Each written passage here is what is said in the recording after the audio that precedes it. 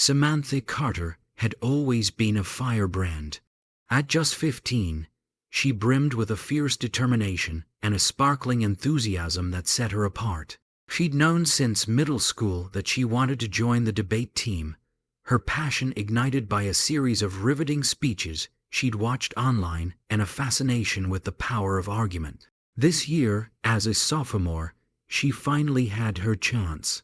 She was ready to channel her energy into mastering the art of persuasion and rhetorical skill, but the road ahead proved more treacherous than she had anticipated.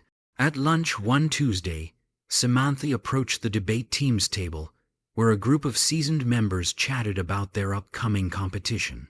She cleared her throat, her hands trembling slightly as she introduced herself. "Hi, I'm Samantha Carter.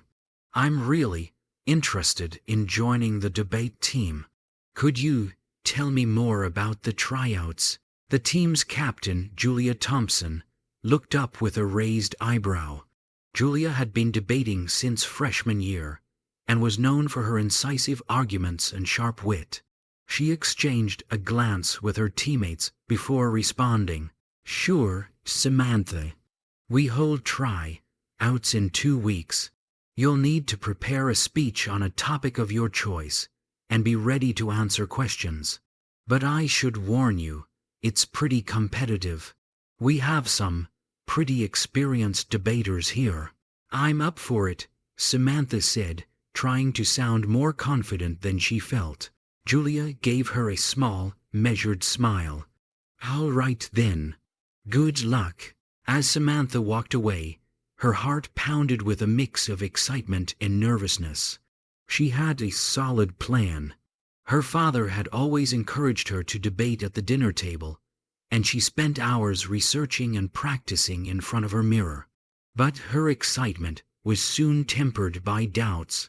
The next day in history class, Samantha overheard a conversation between her classmates, Daniel and Maria, who were sitting behind her. They spoke in hushed tones, but clearly enough for her to hear. "Did you hear Samantha Carter wants to join the debate team?" Daniel said, snickering. "She's never even done a debate before. It's like she thinks she can just waltz in and be great." Maria added, "Yeah, I heard she's not even that good at speaking in public. I don't think she stands a chance." Samantha's cheeks flushed with heat. She gritted her teeth, determined not to let their words get to her. She knew that if she wanted to succeed, she'd have to prove herself. 2 weeks later, the day of the try-outs arrived. Samantha walked into the classroom, her heart pounding as she saw her classmates and the team members seated in rows. Julia was at the front, clipboard in hand, ready to evaluate the candidates. When Samantha's turn came, she took a deep breath and stepped up to the front. Her speech on climate change, a topic she was deeply passionate about, was carefully crafted. She spoke with a fierce intensity, outlining the dire consequences of inaction and proposing actionable solutions. Her voice wavered only slightly as she answered questions, fielding each challenge with poise and conviction. When she finished, Julia and the team members exchanged thoughtful glances. Julia's expression was unreadable, but Samantha noticed a hint of surprise in her eyes. After everyone had spoken, the team members began their deliberation. The next day, Samantha was met with mixed reactions. Some students congratulated her, impressed by her performance. Others were less kind, with whispers and sideways glances following her through the hallways. Even a few teachers expressed skepticism, including Mr. Johnson, her English teacher, who had been her biggest supporter until now. "I appreciate your enthusiasm, Samantha," Mr. Johnson said after class, "but debate is a skill that takes time to develop. It might be better if you take a more gradual approach."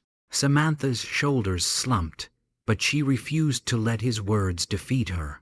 She knew what she was capable of, and she wasn't ready to back down. She was reminded of the Seven of Wands tarot card she had seen in her grandmother's collection, an image of a figure standing defiantly on a hill, facing a crowd of challengers.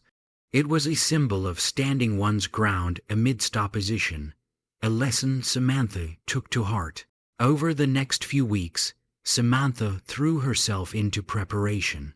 She spent every free moment researching, practicing her speeches, and watching recordings of previous debates. She attended workshops and sought feedback from teachers who were willing to support her. Despite the constant challenge from her peers and the doubts of a few teachers, her determination only grew stronger. Finally, the day of the first debate competition arrived.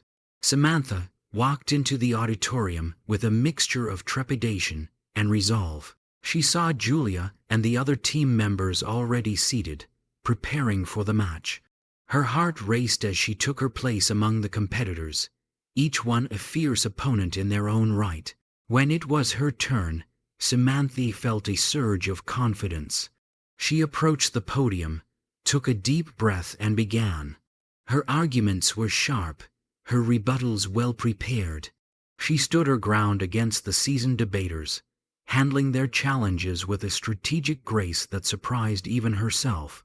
As the debate concluded, Samantha could see the respect in Julia's eyes. The judges deliberated, and Samantha's team ended up securing a respectable position, with Samantha earning individual accolades for her performance. Julia approached her after the results were announced. "You did well today, Samantha," Julia said, a genuine smile on her face. "I'm impressed. We'd be happy to have you on the team." Samantha's face lit up with a triumphant smile. "Thank you, Julia. I'm looking forward to it." That evening, Samantha reflected on her journey. She had faced resistance and skepticism, but she had stood her ground, driven by her passion and determination. The Seven of Wands had been her guiding spirit, a reminder to face challenges head on and defend her position with unwavering confidence.